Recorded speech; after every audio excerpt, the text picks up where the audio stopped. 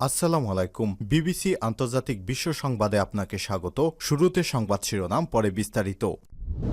বাংলাদেশের সর্বশেষ গুরুত্বপূর্ণ আপডেট সংবাদে আপনাকে স্বাগত। শুরুতেই সংবাদ শিরোনাম, পরে বিস্তারিত। প্রথমেই জানাবো আমাদের হাতে থাকা সর্বশেষ গুরুত্বপূর্ণ সবথেকে তাজা আপডেট সংবাদ। ছাত্র শিবিরের সদস্য সম্মেলনে ডাক্তার শফিকুর রহমান বললেন, ঐক্যবদ্ধভাবে মানবিক এবং বৈষম্যহীন দেশ গড়তে কাজ করবে বাংলাদেশ জামাত ইসলাম। সব শ্রেণী পেশার মানুষকে সঙ্গে নিয়ে ঐক্যবদ্ধভাবে মানবিক এবং বৈষম্যহীন দেশ গড়তে কাজ করবে জামাত ইসলাম বলে মন্তব্য করেছেন দলটির আমির ডাক্তার শফিকুর রহমান। আজ চীন বাংলাদেশ মৈত্রী সম্মেলন কেন্দ্রে ছাত্র শিবিরের কেন্দ্রীয় সদস্য সম্মেলন প্রধান অতিথির বক্তব্যে এমন কথা জানিয়েছেন বাংলাদেশ জামাত ইসলামের আমির ডাক্তার শফিকুর রহমান। এরপর জানাবো তারেক রহমানকে দেয়া গণসংবর্ধনায় মানুষের ঢল কিসের ইঙ্গিত দিচ্ছে জানালেন প্রেস সচিব। বিএনপির ভারপ্রাপ্ত চেয়ারম্যান তারেক রহমানকে স্বাগত জানাতে রাজধানী ৩০০ ফিট এলাকায় মৌসুমের সবথেকে তীব্র শৈত্যপ্রবাহ উপেক্ষা করে রেকর্ড সমাগম দেশের মানুষের নির্বাচন প্রস্তুতির স্পষ্ট প্রমাণ, এমন মন্তব্য করেছেন প্রধান উপদেষ্টার প্রেস সচিব শফিকুল আলম। তিনি আরও জানান, আসন্ন সাধারণ নির্বাচন এবং গণভোটে নির্ধারিত সময় অনুষ্ঠিত হবে, এ নিয়ে আর কোনো সংশয় নেই।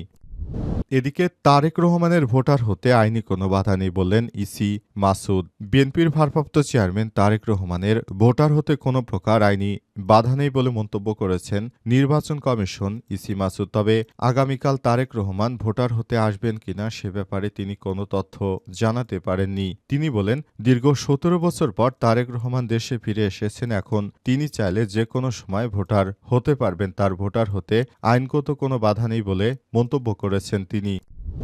এবারে জানাবো ভারতের শিলিগুড়ির ২ শতাধিক হোটেলে বাংলাদেশিদের উপর নিষেধাজ্ঞা। ভারতের পশ্চিমবঙ্গের রাজ্যের শিলিগুড়িতে ২ শতাধিক হোটেলে বাংলাদেশি নাগরিকদের থাকার উপর নিষেধাজ্ঞা জারি করা হয়েছে। আজ বাংলাদেশে চলমান রাজনৈতিক অস্থিরতা এবং ভারত বিরোধী বক্তব্যের জেরে সেখানকার ব্যবসায়ীরা এই সিদ্ধান্ত নিয়েছে বলে দাবি করা হচ্ছে। মূলত গত বছরের ডিসেম্বরে দেয়া নিষেধাজ্ঞার ধারাবাহিকতা হিসেবে এই নিষেধাজ্ঞা আরোপ করা হয়েছে।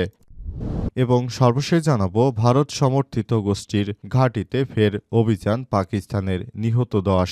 পাকিস্তানের খাইবার পাখতুনখোয়া এবং বেলুচিস্তান ভারত সমর্থিত গোষ্ঠীর ঘাঁটিতে নিরাপত্তা বাহিনীর অভিযানে ১০ জন সন্ত্রাসী নিহত হয়েছে। আজ দেশটির সামরিক বাহিনীর গণমাধ্যম শাখা ইন্টার সার্ভিসেস পাবলিক রিলেশনস বা আইএসপিআর এই তথ্য নিশ্চিত করেছে।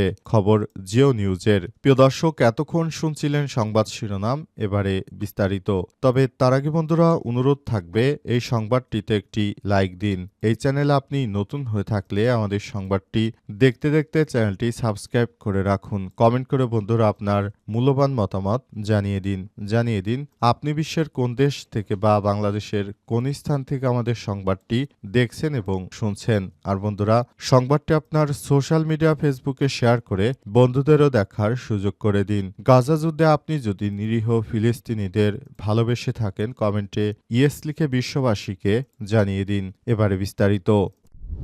ঐক্যবদ্ধভাবে মানবিক এবং বৈষম্যহীন দেশ গড়তে কাজ করতে হবে বলছে জামাত ইসলাম। সব শ্রেণীর মানুষকে নিয়ে ঐক্যবদ্ধভাবে মানবিক ও বৈষম্যহীন দেশ গড়তে কাজ করবে বাংলাদেশ জামাত ইসলাম বলে মন্তব্য করেছেন দলটির আমির ডাক্তার শফিকুর রহমান। শুক্রবার বাংলাদেশ চীন মৈত্রী সম্মেলন কেন্দ্রে ছাত্র শিবিরের কেন্দ্রীয় সদস্য সম্মেলনে প্রধান অতিথির বক্তব্যে তিনি এমন কথা বলেছেন বাংলাদেশ জামাত ইসলামের আমির ডাক্তার শফিকুর রহমান। তিনি আরও বলেছেন, যুবকদের জন্য বেকার ভাতা নয় বরং কর্মসংস্থান সৃষ্টিতে কাজ করবে জামাত ইসলাম। ছাত্র শিবিরের কেন্দ্রীয় সদস্য সম্মেলন ৬,০০০-এর বেশি সদস্যরা অংশগ্রহণ করে। সম্মেলনের মধ্য দিয়ে সংগঠনটি ২০২৬ সেশনের নতুন কেন্দ্রীয় সভাপতি নির্বাচিত হয়েছে। দলীয় সূত্র জানিয়েছে, ছাত্রত্ব যাদের রয়েছে তাদেরকে অবশ্যই ছাত্র হিসেবে দেশের জন্য ভূমিকা রাখতে হবে। অন্তর্বর্তীকালীন সরকারের প্রধান উপদেষ্টা প্রফেসর ড.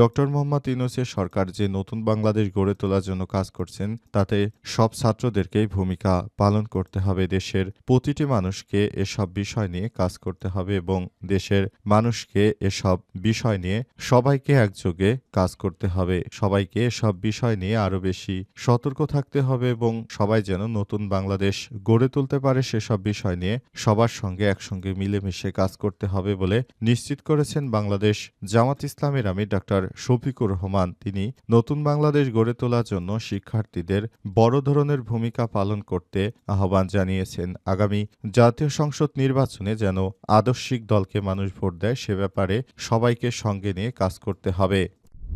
তারেক রহমানকে দেয়া গণসংবর্ধনায় মানুষের ঢল কিসের ইঙ্গিত দিচ্ছে জানালেন প্রেস সচিব। বিএনপির ভারপ্রাপ্ত চেয়ারম্যান তারেক রহমানকে স্বাগত জানাতে রাজধানী ৩০০ ফিট এলাকায় মৌসুমের সবথেকে তীব্র শৈত্যপ্রবাহ উপেক্ষা করে রেকর্ড সমাগম দেশের মানুষের নির্বাচন প্রস্তুতির প্রমাণ স্পষ্ট, এমন মন্তব্য করেছেন প্রধান উপদেষ্টার প্রেস সচিব শফিকুল আলম। তিনি আরও জানান, আসন্ন সাধারণ নির্বাচনে গণভোট নির্ধারিত সময় অনুষ্ঠিত হবে, এ নিয়ে আর কোনো সংশয়ের অবকাশ নেই। শুক্রবার ২৬শে ডিসেম্বর নিজের ভেরিফাইড ফেসবুক অ্যাকাউন্টে দেয়া এক স্ট্যাটাসে শফিকুল আলম আরও বলেছেন, সাধারণ নির্বাচন এবং গণভোট এখন আর মাত্র ৭ সপ্তাহ অর্থাৎ ৪৯ দিন দূরে।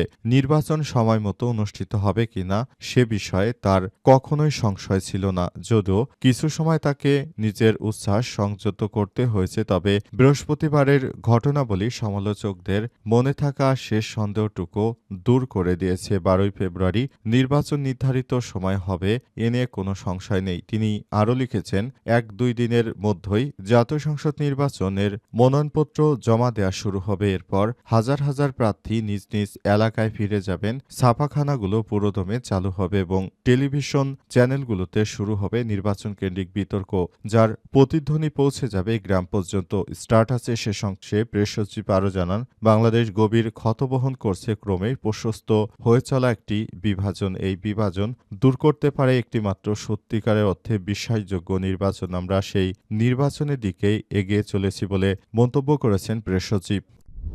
তারেক রহমানের ভোটার হতে আইনি কোনো বাধা নেই বললেন ইসি মাসুদ। বিএনপির ভারপ্রাপ্ত চেয়ারম্যান তারেক রহমান এখন চাইলেই তিনি ভোটার হতে পারবেন, এ ব্যাপারে কোনো বাধা নেই বলে চ্যানেল 24-কে জানিয়েছেন নির্বাচন কমিশনার ইসি আব্দুর রহমানেল মাসুদ। টেলিফোনে তিনি জানান, ভোটার তালিকা আইনের ১৫ অনুচ্ছেদ অনুযায়ী বিশেষ পরিস্থিতিতে যে কেউ যে কোনো সময় ভোটার হতে পারেন। তবে ভোটার হতে তারেক রহমান শনিবার নির্বাচন ভবনে আসবেন কিনা তা নিশ্চিত করে বলতে পারেননি ইসি মাসুদ। তিনি বলেন, এরই মধ্যে ত্রয়োদশ জাতীয় সংসদ নির্বাচনের আমরা সব ধরনের প্রস্তুতি গ্রহণ করেছি। বিএনপির ভারপ্রাপ্ত চেয়ারম্যান তারেক রহমান তিনি দীর্ঘ প্রায় ১৭-১৮ বছর পর বাংলাদেশে এসেছেন, যেটা বাংলাদেশের মানুষের জন্য অনেক বড় ধরনের একটি প্রাপ্তি। তাই বলতে চাই, তার দেশে আসাকে আমরা খুবই অ্যাপ্রিসিয়েট করি এবং তিনি যে কোনো সময় চাইলে ভোটার হতে পারবেন, সেই ব্যাপারটি নিয়ে কোনো সমস্যা আমরা দেখছি না বলে মন্তব্য করেছেন এই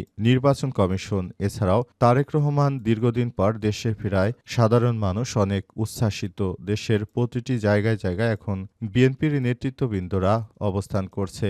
তারা বাংলাদেশটাকে নির্বাচনের মাধ্যমে নতুন সরকার গঠন করে আগামীর সম্ভাব্য প্রধানমন্ত্রী হতে চলেছেন বিএনপির ভারপ্রাপ্ত চেয়ারম্যান তারেক রহমান। তিনি বাংলাদেশটাকে একটি নতুন অধ্যায়ে নিয়ে যাবেন।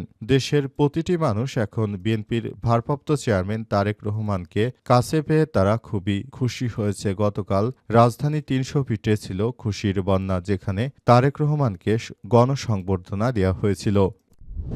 শিলিগুড়ির ২ শতাধিক হোটেলে বাংলাদেশিদের উপর নিষেধাজ্ঞা। ভারতের পশ্চিমবঙ্গ রাজ্যের শিলিগুড়ির ২ শতাধিক হোটেলে বাংলাদেশি নাগরিকদের থাকার উপর নিষেধাজ্ঞা জারি করা হয়েছে। বাংলাদেশে চলমান রাজনৈতিক অস্থিরতা এবং ভারত বিরোধী বক্তব্যের জেরে সেখানকার ব্যবসায়ীরা এই সিদ্ধান্ত গ্রহণ করেছে বলে দাবি করা হচ্ছে। মূলত গত বছরের ডিসেম্বরে দেওয়া নিষেধাজ্ঞায় ধারাবাহিকতা হিসেবে এই নিষেধাজ্ঞা আরোপ করা হয়েছে। কলকাতা ভিত্তিক সংবাদ মাধ্যম টেলিগ্রাফ ইন্ডিয়ার প্রতিবেদন অনুযায়ী greater Siliguri hoteliers welfare association বা জিএসএইচডব্লিউর যুগ্ম সম্পাদক উজ্জ্বল ঘোষ বলেছেন, এই সিদ্ধান্তটি গত বছরের ডিসেম্বরে দেয়া নিষেধাজ্ঞারই ধারাবাহিকতা। তিনি আরও জানান, ২০২৫ সালের ডিসেম্বরে সদস্য হোটেলগুলো বাংলাদেশি নাগরিকদের থাকার ব্যবস্থা বন্ধ করে দেওয়া হয়। তবে মানবিক কারণে শিক্ষার্থী এবং চিকিৎসা ভিসা পেশাধারীদের ক্ষেত্রে ছাড় দেওয়া হয়েছিল।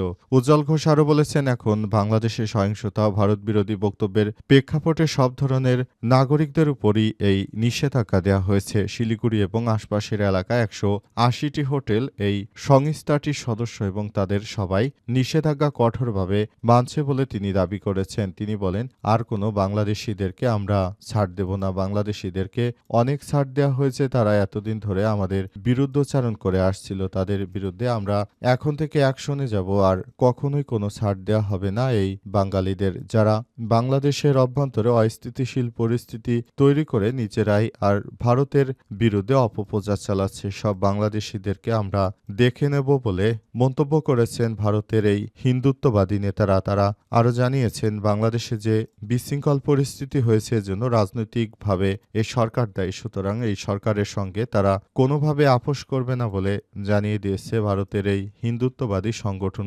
সংগঠনগুলোর নেতারা। মূলত এসব বিষয়ে সর্বপ্রথম তারা জানায় এবং এরপরই এসব সমস্যাগুলো দেখা দিয়েছে।